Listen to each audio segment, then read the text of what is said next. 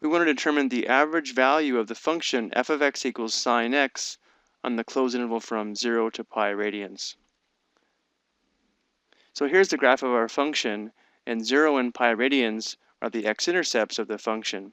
Notice how the function value starts at 0 on this interval, increases to 1, and then decreases back to 0.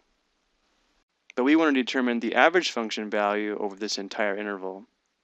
And because this function is non-negative, you could think of this as we want to determine the average height of the function over this interval. And the average value of the function is equal to 1 divided by the quantity b minus a times the definite integral from a to b of f of x with respect to x. So for our example, we have a equals 0 and b equals pi. So the average function value is going to be equal to 1 divided by pi minus 0, which will just be pi, times the definite integral from 0 to pi of our function sine x with respect to x. Well, the antiderivative of sine x is negative cosine x, and then we'll evaluate this at the upper and lower limits of integration and then determine the difference. Let's go ahead and factor this negative 1 out. So I'll have negative 1 over pi times the quantity cosine pi minus cosine 0. So we'll have negative 1 over pi. Now cosine pi is negative 1, minus, and then cosine 0 is 1.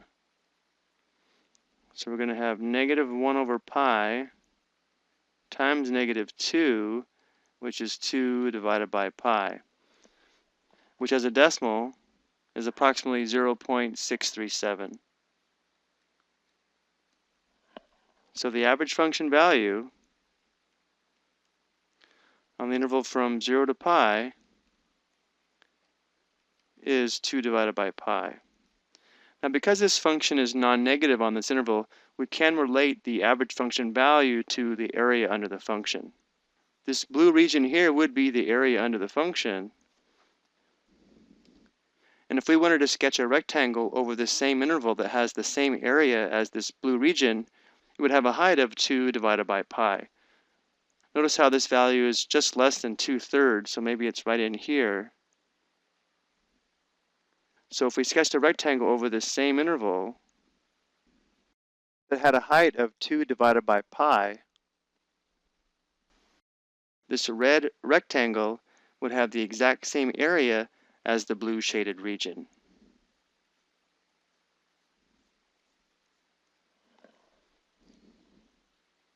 We're going to go ahead and stop here for this video. I hope you found this helpful.